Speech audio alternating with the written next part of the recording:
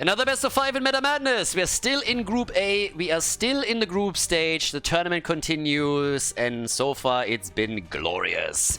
We're traveling to Hanamura for the first game between La Crusade and Unleashed. Also, as a little bit of a side note, Meta Madness is a tournament format that tries to shake up the meta a little bit. Oftentimes you will hear people complain, they're saying like, hey, there's always the same heroes that are getting picked. I'm so tired of seeing Genji, I'm so tired of seeing Hanzo. I don't want to see Diablo in every single game. And Meta Madness is here to change all of that. So we accomplish this by 2 rules that we implement in the tournament. Rule number 1, there's an amount of heroes that cannot be picked in any series throughout the tournament. And in the group stage, this is these 10 heroes that you see right now on your screen. So those 10 heroes cannot be played in the group stage. That number might change for the playoffs.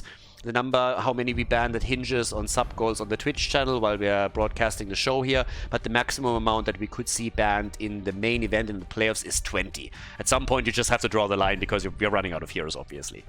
The second rule, which makes this also quite interesting, is that every single hero that gets played within a series can only be played once. So every single hero that you now see on map number 1 cannot be played again in this series. Meaning in game number 2, there's 10 heroes banned that the players can't choose. There's 10 heroes that have been played on the first map that players also cannot choose. So 20 are already off the board immediately. As you might realize, as you progress through the best of 5 series, that limits your hero pool pretty significantly and makes things a little bit wild. I also want to give a very, very big shout out to all the people that support me on Patreon.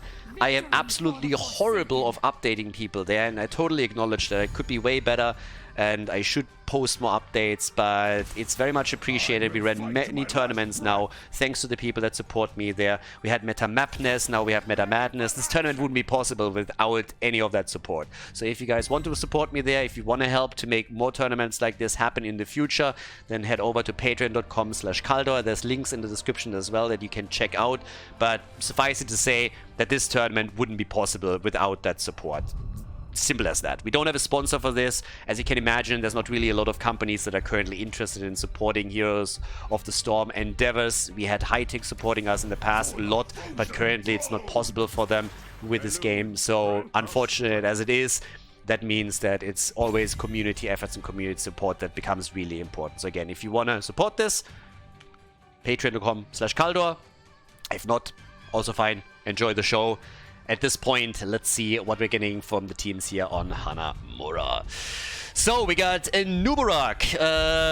They actually banned Jojo here, which doesn't really make a whole lot of sense to me because Joanna is already banned. So this is what we call a bullshit ban. So that doesn't really do anything in the long run, but that wasn't really necessary. So we already have one team that didn't really pay attention to which heroes are banned for the entire event. And who would have known? It's the Frenchies. Of course it's the French. But yeah, we get Sylvanas, we have a Nubarak, and we have Malfurion for them. Whereas on the red team side, it's Rega and Muradin. Also, one of the things that I should probably point out, Hanamura, Blackheart's Bay, and Haunted Mines are technically not in the map pool, but you will see these maps throughout the tournament because we will always determine the starting map. The whole idea behind this is simply that, as you can tell, in game number 1, the drafts are still fairly normal because this is the game where the least amount of heroes is banned and unavailable for picking. So we thought we'd make it a bit more interesting by using one of the maps that is most of the time not available in the competitive map pool. So that's pretty much why we're having this here on Hanamura. Shakes things up a little bit, even if it is a more normal composition. Tracer and Urel have been locked in. So all of the heroes that get picked right now, they won't appear again in this particular series. And we get Artanis. We had Artanis already in the first Best of 5 series, and now we have him again. Funnily enough, he won. But also, as you can imagine, we opened this tournament up to the public. There are a couple of teams. There will be differences, skill gaps in the group stage between teams, for sure. So let's see what they can do with Artanis over here. If he's just going to be a damage sponge or if he can actually make some plays. He was very interesting on Blackheart's Bay. I gotta give him that. With the amateur opponent thingy on level 1, they were able to actually do some really serious damage there to the mercenary camps and really get a lot of doubloons, which was kind of nice. But either way, we got Cassia as the last pick, and that sets us up for game number 1. So let's go into the first game. Unleashed against La Crusade. La Crusade against Unleashed. Game number 1. On the left side, we got Willy on Sylvanas. I gotta say, I love that. So yeah, we have Willy on Sylvanas, glorious. Nagrom on Anubarak. Warren is playing Malfurion. Play on Artanis, and Guilty Spark on Tychus. Ice Corp for Unleashed on the right side of the map is playing Cassia. We got Reiku on Urel. Risk playing Mirrodin. Next is playing Rhaegar. And we get Amaranthine on Tracer.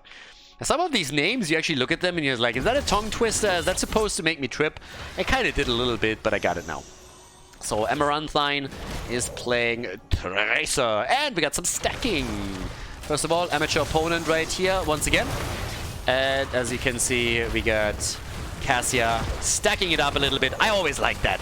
These mini games where you have something that scales nicely into the late game, always kind of cool. Ice Corp pausing the game here. Yeah, I really hope that they don't have problems with Risk dropping. I believe it was Risk that dropped in the we had to restart this game once because during the draft Mirrodin, I believe, was dropping, and I really hope that this connection is stable enough that this is not going to become a thing throughout the series. So let's hope that they just have some technical issues, maybe with like sound or a keyboard or whatnot. Because if it turns out that it's the internet connection of Risk that is the problem, then that might be something that is going to cause some issues for the entire series and not only here right now. By the way, Malfurion with the Emerald Dream, so going for the standard here. We had one Broccoli play a bit earlier, which was actually pretty cool. To see Broccoli and see Malfurion go for the full out damage was pretty nice. Mirrodin, yeah, Risk goes down immediately. So he might not have dropped here, but he's still getting destroyed first. So first blood for La Crusade. I love this name, by the way. La Crusade is awesome. I love a good croissant as much as the next guy, and him, like them going for that, it's brilliant. It's the first time that I actually heard this. It feels like this is a name that other teams have chosen as well in other games. But it's glorious. They should definitely trademark that if it hasn't been picked before, because I love it. I absolutely love it. It's always a bit of a question. Like, Heroes of the Storm teams in particular, in my opinion, really bad at picking team names. We had so many shitty team names in the past where people just can't come up with anything. And then the most ridiculous names are just being born, and it's just bad. We literally had teams that picked a name. I think it was Shishirishu. They picked the name in Polish, and the only reason why they picked the name was to make it difficult for the commentators to pronounce it. That was the only reason why they went for it. So, yeah.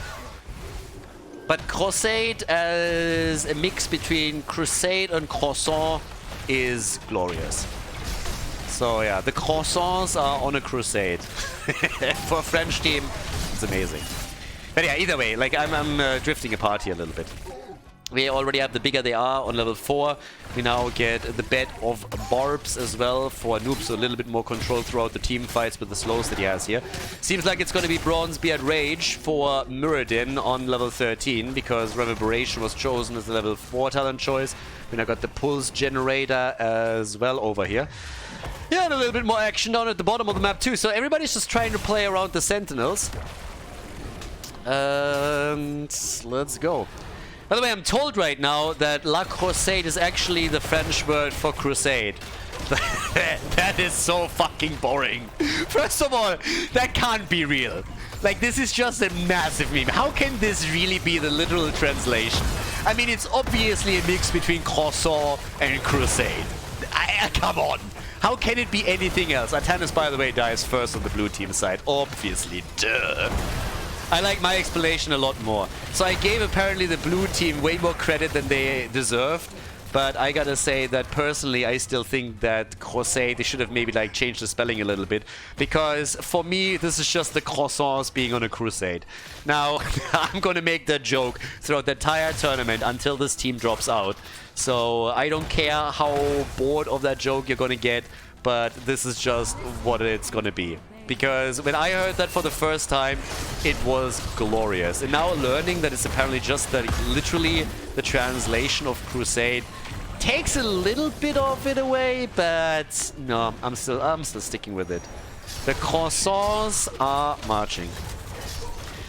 Now they just gotta be careful a little bit, because once they employ the French defense, they are not crusading for anything anymore, because it just means that they're gonna be running away. But yeah, either way, 7-6 on the board. We got a little bit of a talent lead. It's a half level that they are ahead right now. Nobody has really played too much around the objective just yet. But of course, with the additional kills, they have a bit more experience, a bit more control. As you can tell, both teams immediately jump onto the Sentinel camp again as it's up. Cassia still trying to stack as best she can. She's currently sitting at 15. Not crazy, but it's alright.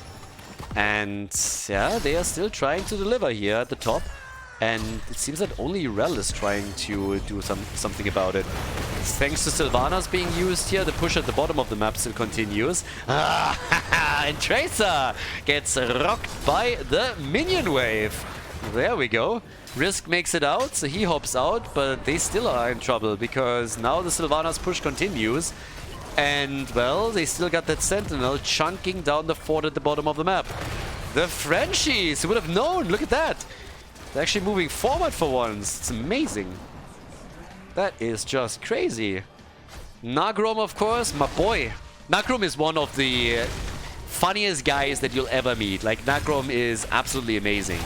Met him twice, I believe now, and it's always a lot of fun. Yeah, we saw that.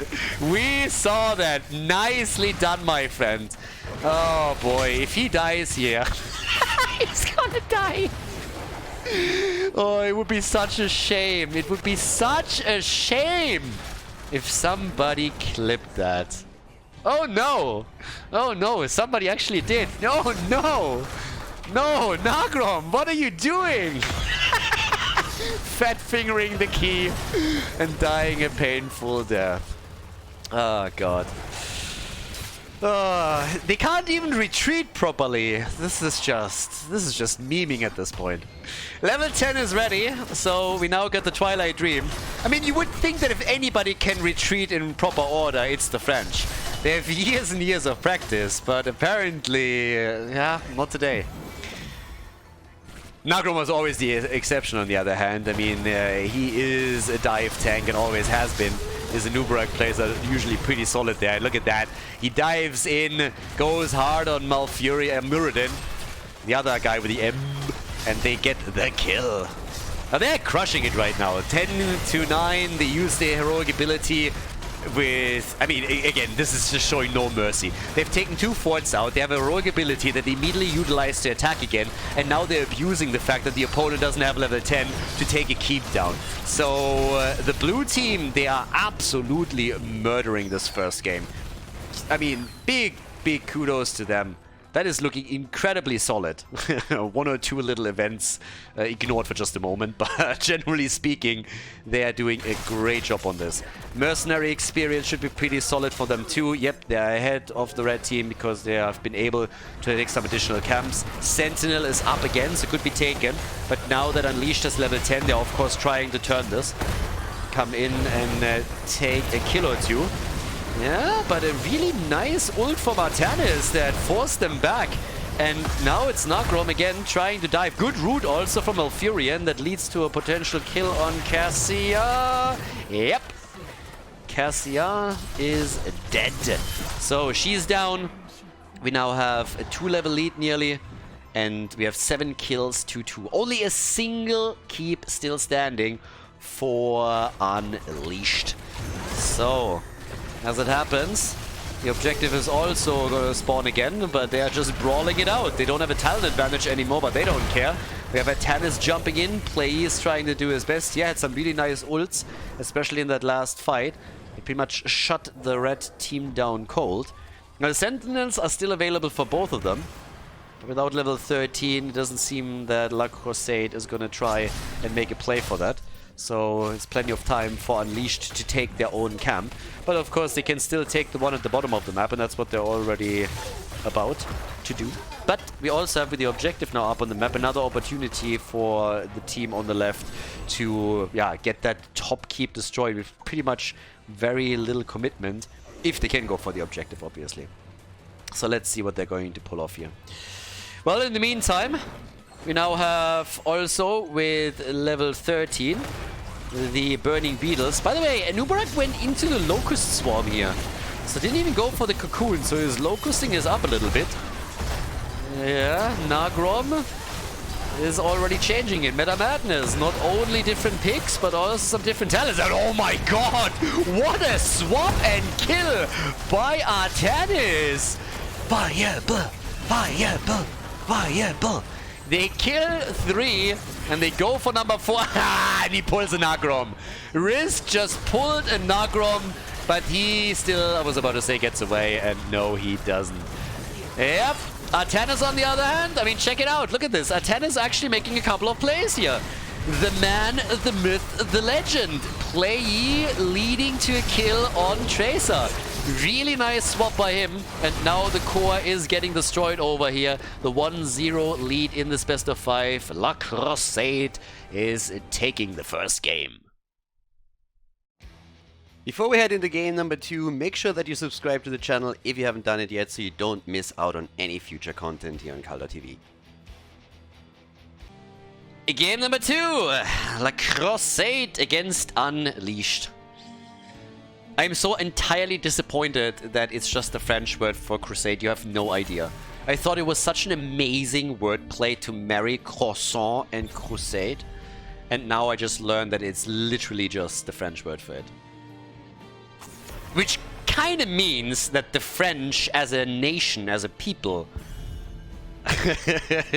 have gone for the croissant variation, which is kind of cool. But at the same time, I gave this team name just way more credit than it deserved. So yeah, we're in game number 2 now, which means that the 10 heroes that have been played on the previous map cannot be played again. And of course the 10 that are banned for the entire group stage can also not be taken. So yeah, here comes the Medivh ban again. Bans are pretty similar to what we've seen on the previous one. Sky Temple is the current map. So let's see what they can do here. If they can maybe bring this back. But I gotta say, the Frenchies did pretty well. That was a solid performance there. Like, no doubt about it. They controlled that game from start to finish. Once they had level 10, they absolutely exploited the fact that there was such a huge gap and that their opponent didn't have heroic abilities, and just snowballed it hard on Hanamura. Now Play starts things off with the Haka, so we already right from the get-go get Global that could be used here. And yeah, I'm a little bit curious to see what exactly we're going to get now. In our first best of 5 series in Meta Madness, things went wild. Now again, this is something where we are more so thinking about the group stage as a warm-up, right? You have 10 pre-banned heroes. The teams, there's still a couple of public teams too, so not necessarily every single team is playing on the highest level. There will be some gaps in the group stage. We have 4 groups with 4 teams, so 16 in total, and the top 2 will then advance to the playoffs. But generally speaking, the group stage is a little bit the warm-up phase for Meta Madness, just to get everybody familiarized with the concept. And yeah, Nagrom with ETC. So we get Lucio, we get an ETC pick. And on the other side, it was Tyrael and Greymane. So they're already starting off with a pretty solid combo that could lead into a very aggressive draft overall. Tyrael with the Sanctification, with his level 7, can empower Greymane even further. You got the shields, obviously, as well. So, yeah. Let's see what they can do with this. And what's Willy gonna take? My boy Willy. Oh boy, oh boy. That's just sad. I understand why, but no. I understand that they don't want to go up against a double Greymane or a Greymane that again is supported by a symbiote, but you don't ban the Slug. You just don't ban it. The Slug is just too awesome. So yeah, this is a bit of a sad panda move in my eyes, but okay. So let's see what they're taking instead. I mean, they could also go for a backdoor build and just pop... I'm here to help. Can they pop Murat? Nah, they have Stukov already. It would be kind of funny. I actually think that one of the teams should at some point during this go for a traditional backdoor build with Morales, Greymane, Tyrael, and just really try to go for a backdoor strategy. Because you can ban some of the typical counters out fairly easily. So this is something that teams should be very wary of. This could happen and it should happen at some point. We get Jaina against Kel'Thas. Yeah, a little battle, a little song of ice and fire over here. Maiev and Kel'Thas. Okay, final pick. Game number 2. So we have Kel'Thas. That is already quite sweet. But what's the last pick now for the red team? They still should get someone for the side lane. They need another frontliner. Should be a bruiser that we're getting from them here, unless they're trying to play Tyrael in that position. I don't really think so. He's going to be the main tank, very likely. It's Leo. Schall Swiffer. The janitor is in the house. Sky Temple, game number 2. Group stage match number 2 in Group A of Meta Madness. Let's go!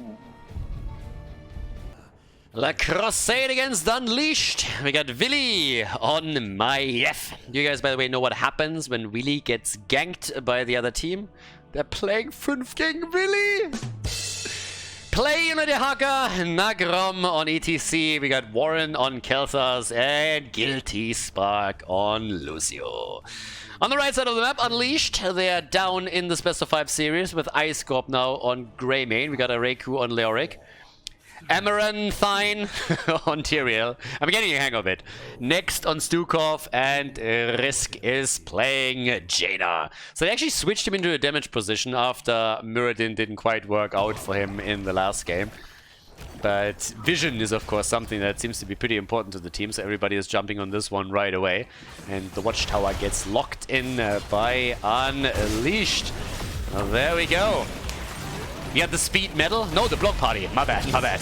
Block party here for Nagrom against Greymane. And the Orson's renewal for Leo for a bit of additional sustain.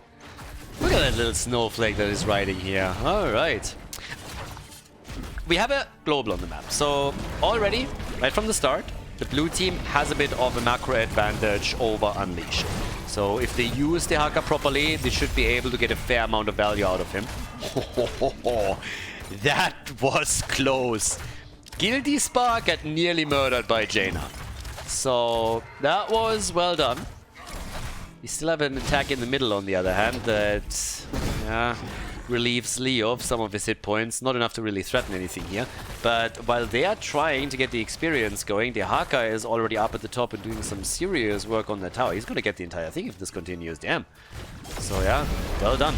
Camp invade, but didn't quite work out timing-wise. So now they're trying to go for Jaina. And yeah, that's a little bit too much attention for her. So she gets completely banged up by the red team.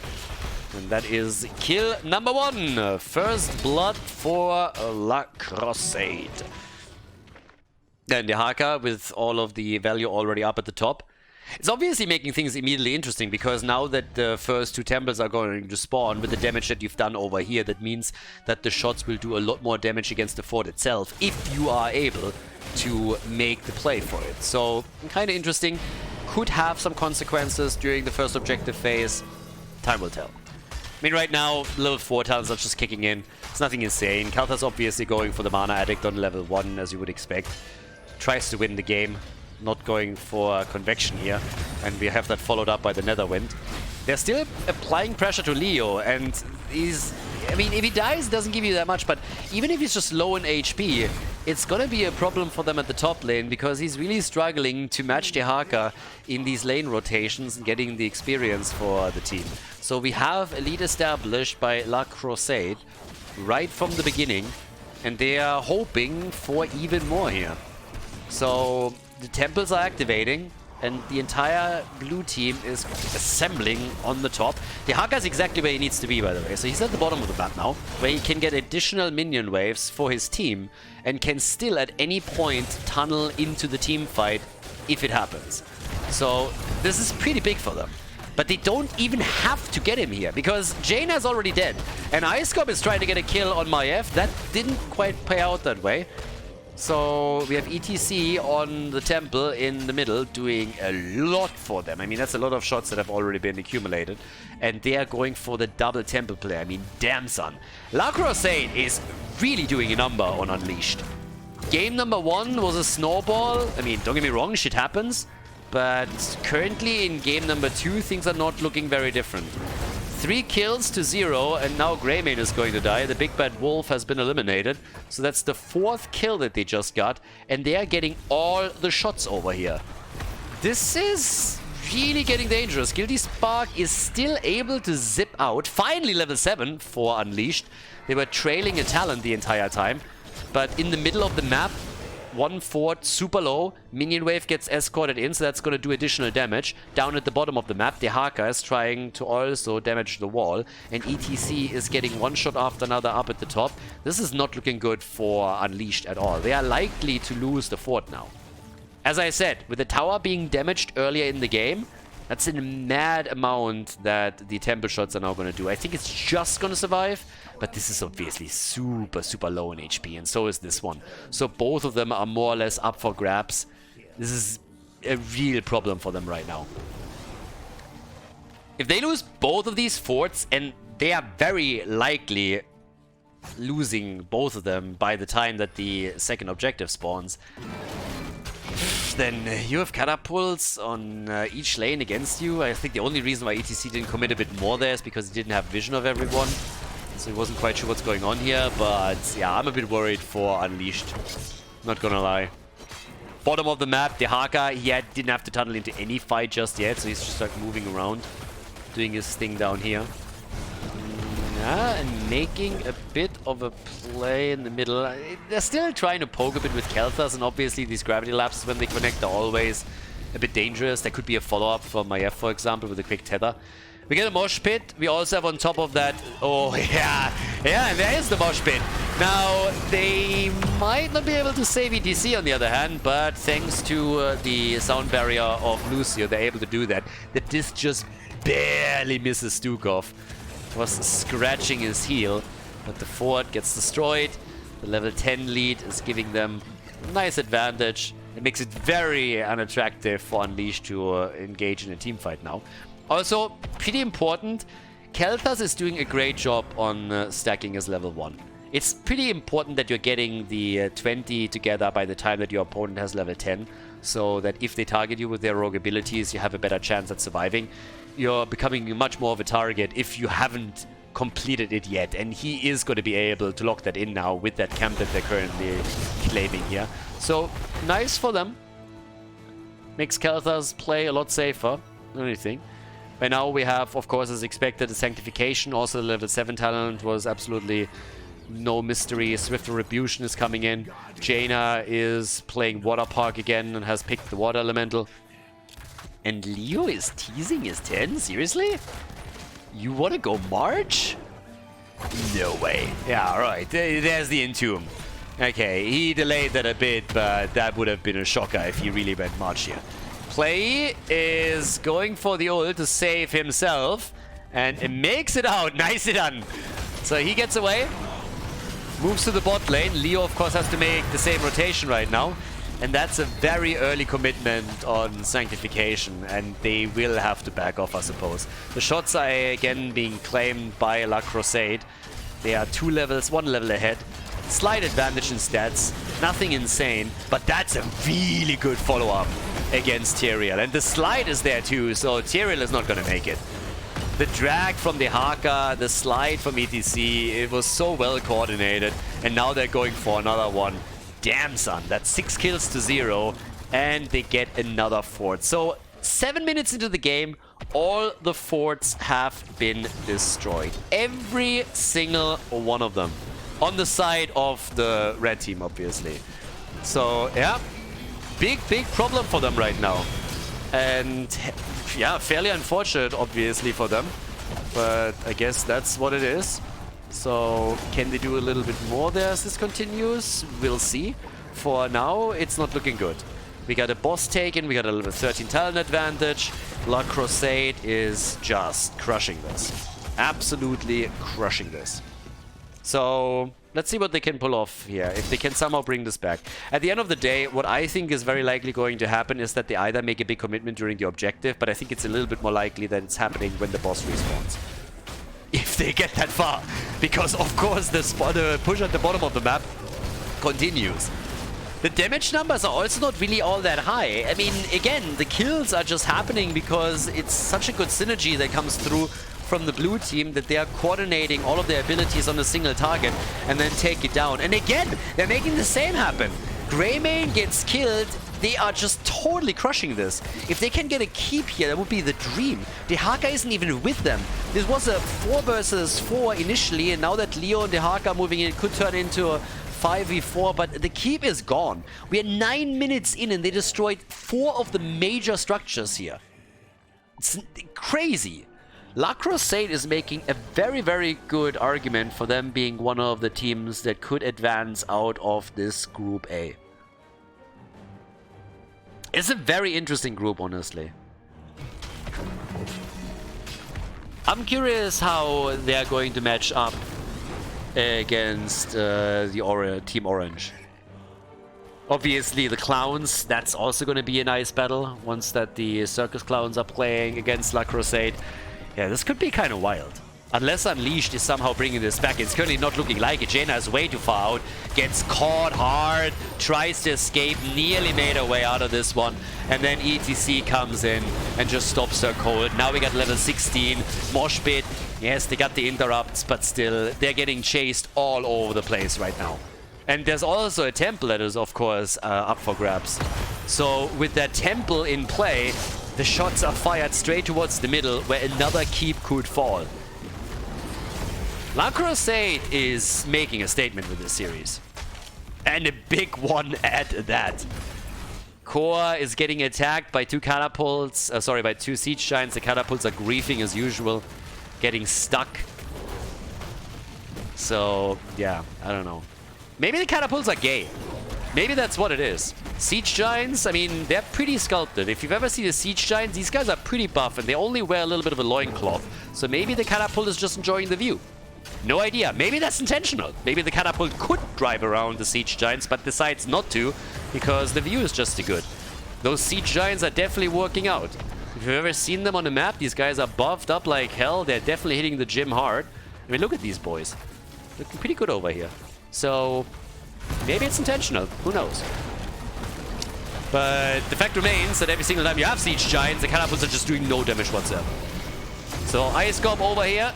Yeah, my F comes in and gets the kill. They are trying for a second, and there it is. Kill number 10. Guys, just as a side note, that's not a single kill on the board for Unleashed. They're getting murdered. This is a perfect game that's happening right now. With 2 keeps destroyed, they're making a move straight for the core, and why wouldn't they? This is just looking fantastic. And the Crusade, I gotta say, this is pretty... I mean, I did not expect them to perform this well here.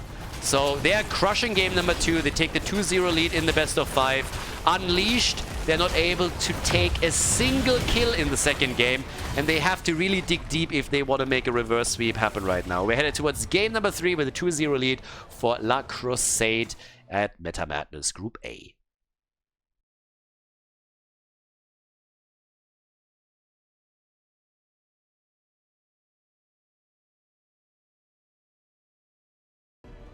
Game number 3, we're heading to Cursed Hollow, everybody.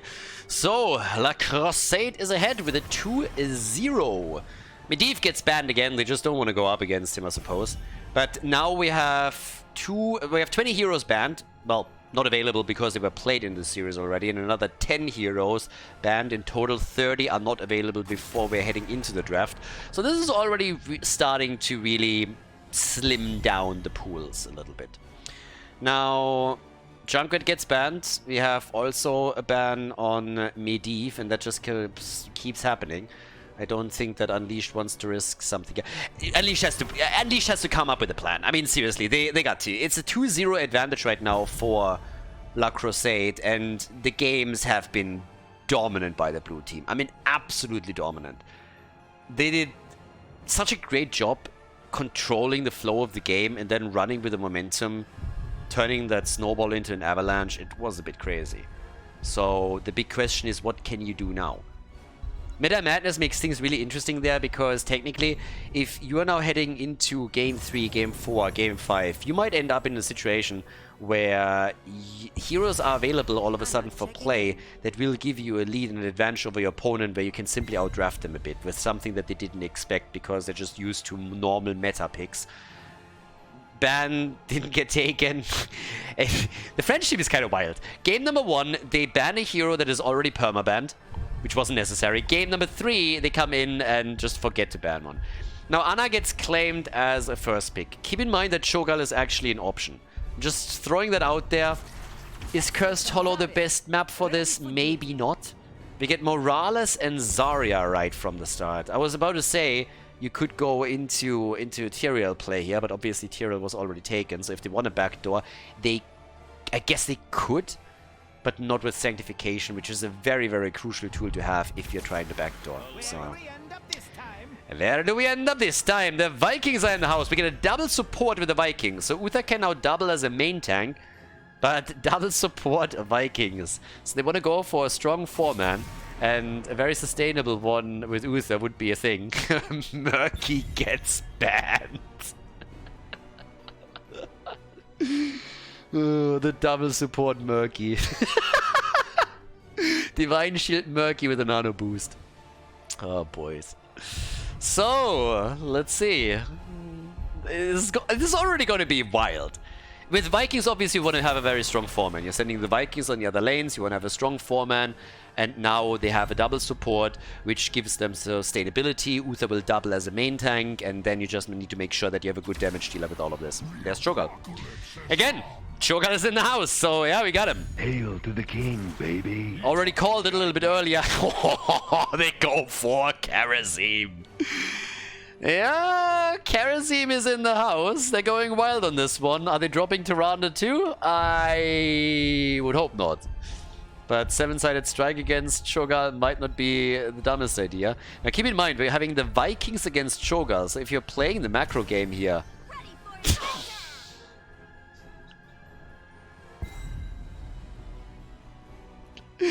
What am I watching? Oh, quad support. By the way, going full support is not as bad as you might think. It can actually be really tricky. And with Vikings in the game, if you pick Shogal, that automatically means that you have only 4 buddies on the map.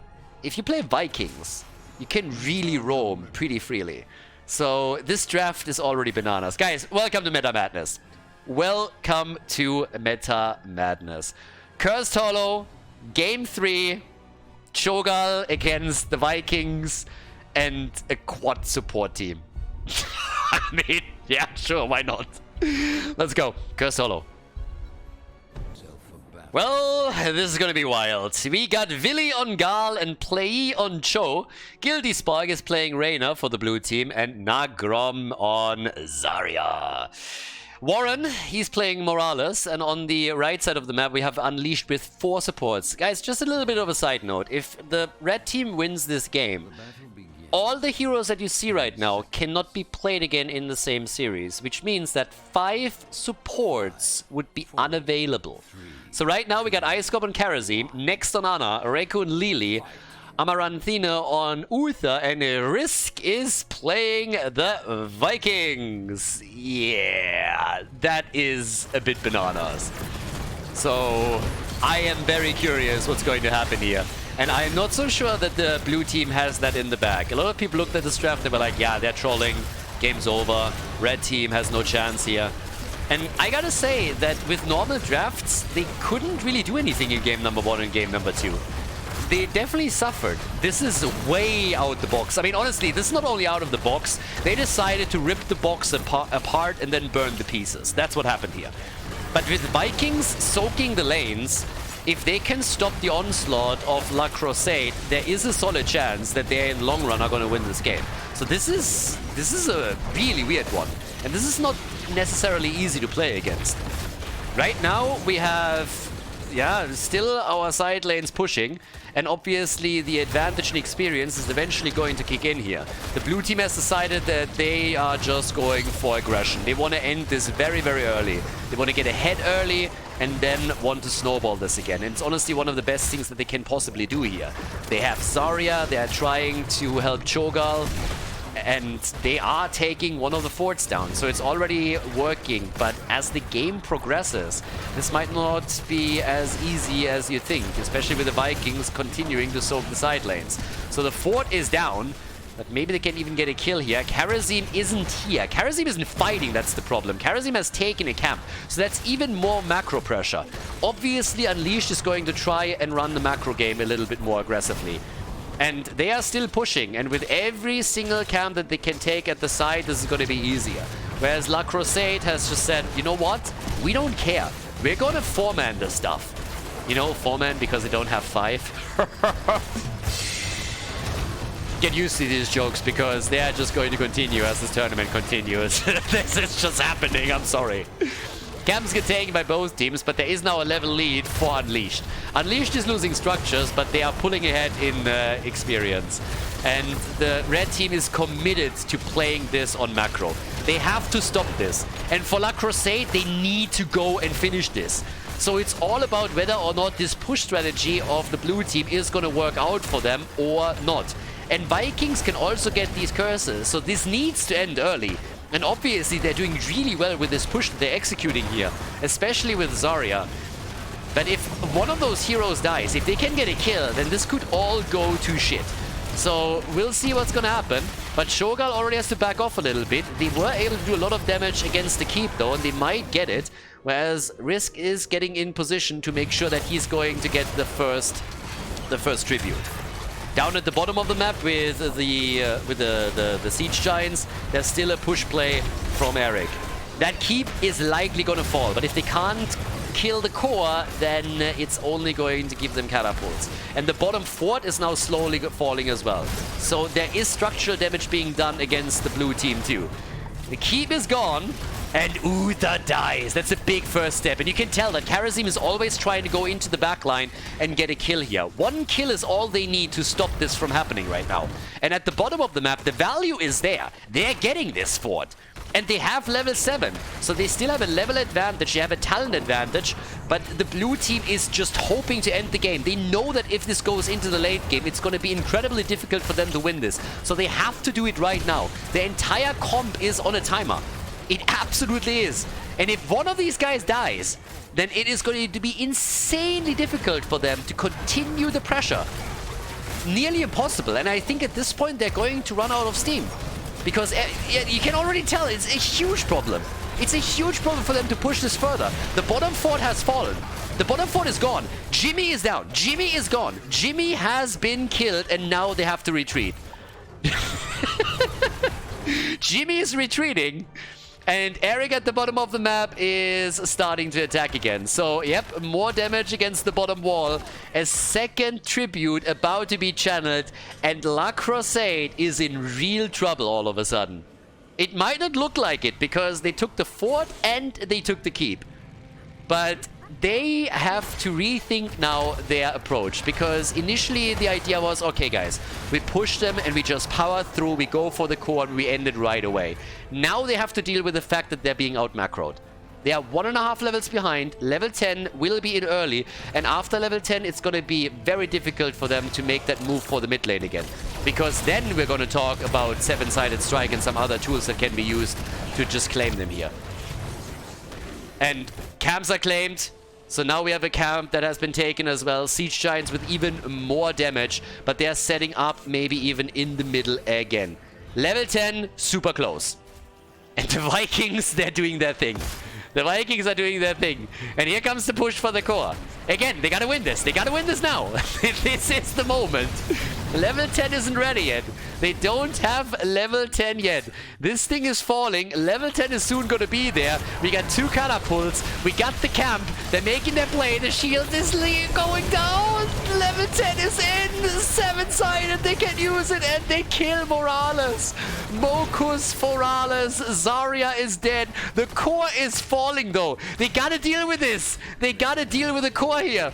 Core is currently down to 63% and I guess defends itself by now with the help of Olaf. 3 kills to 2. Zarya is dead. Jimmy likely gonna fall next.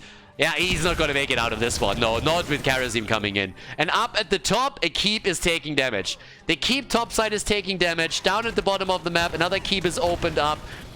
This is insanely difficult now for La Crusade. This is likely gonna be it. They are going for the boss now too, and I think the red team just won the game. And that means that we have all of the supports that you're seeing in this game not available anymore in the series, which is gonna make for a wild Game 4 and Game 5. If they are opting in to maybe even ban some of these heroes. So, yeah. Nice strategy here, but it seems like they're running out of steam now. The level 10 abilities were absolutely crucial in the sense. We got the Divine Storm. Shutting them down was obviously very high on the priority list. Level 10 is about to kick in for La Crusade as well. So at least they have their own power to fight this out. If they ever get Jimmy with his Hyperion on the core, maybe they got a shot. But it's rough going. Morales, Stim Drone, they can burn that boss at least down, so there's that. But now they're going to be cursed. Because the Vikings are locking in another tribute. The curse is going to hit La Crusade. Keeps damaged. Yeah, this is just nasty. Damage output, Lily. Top damage dealer over here. 24,000, at least for the red team. And can anybody interrupt? Nope, nobody can. So, yep, there it is. Cho'Gall gets 7-sided and he gets killed, and that's likely game. Well done. Nicely done by Unleashed. Really, really cool strategy that we saw on both sides. And I gotta say, I mean, this is meta madness. This is exactly what's happening in this tournament format. Both of the teams burned the box, went for something completely different, and it is just glorious to see that clash. I like that they came in with some very different ideas here. The 4 at the top got destroyed. The keep at the bottom, yeah, you can't go for the core before you take the keep down. That's just how the game works, guys. Not sure what to tell you here. They still saved the keep, by the way, but they're working on another one. They're a little bit trapped, but with the curse in action, they of course can still do lots of damage to the minions alone. We still have level 15 versus level 11. That's a 4-level gap between the two teams. Keep at the bottom of the map has fallen. Keep at the top is now getting destroyed. And the one in the middle is also falling. With the Vikings just pushing all of those lanes. Catapults alone are eventually going to end this. Uther still making it out of this one. But yeah, it's just Stim Drone Cho'Gall. I mean, what's more terrifying than that? Core obviously is now also getting attacked by catapults. All the keeps are gone. There's nothing left anymore. 6 kills to 8. At least a few kills were now locked in by the blue team. But they are down to their last building. Is not working. Yeah, I guess Cho'Gall is taking Lily out, but now he has to deal with Karazim. And let's not forget about the 7-sided strike. He doesn't even need it here. Could use it now after the Molten, but there's no need to waste the cooldown. So Cho'Gall dead, and yeah, good luck. I mean, the only thing that La Crusade could do is try for a bit of a YOLO and just go for the core and somehow attempt to backdoor. This is literally the only hope that they have. There's nothing else left for them. It's the only chance. Drop a Hyperion on the core. Stim Drone Reyna. Is this gonna work? I mean, no, but what else are you gonna do? It's 14 to 16. The Vikings are pressuring the core. Now Jimmy is dead. And, well, this is game. Maybe not quite right now, but eventually. I don't see a way for La Crusade to push this back. I don't see a way for them to recover here. Even with the core losing 37%, how are you going to do this? Now the boss is getting attacked, so that's the next thing. And even if they make it to the core, I mean, they're trying, obviously. It's the only thing they got left. But with Jimmy dead, it means that they don't have Hyperion. I'm a little bit more surprised that the red team is not scouting this better. They need to know this is going to happen. There's no other way for the blue team to win, so obviously this is going to happen. I don't think it's going to be successful, but I think it should have been shut down a little bit better. So they're burning through the shield. They're going to do some damage here, but it's not going to be enough. Or is it? If they're losing this, I'm going to laugh so hard. 30%? Yeah, not quite. 20%, 16, 11. Yeah, they got more than I thought. If they would have been able, if they... they win it! A 3-0 victory! They take it!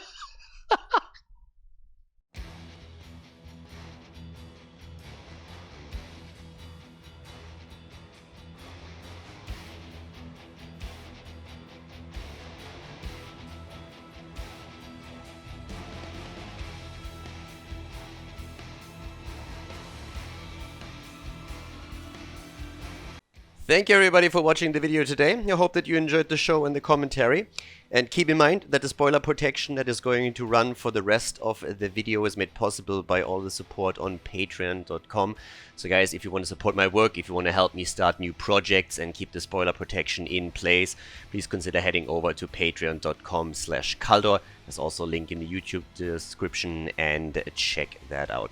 Thanks in advance and see you guys next time with more esports coverage here on Khaldor TV. Have a great day.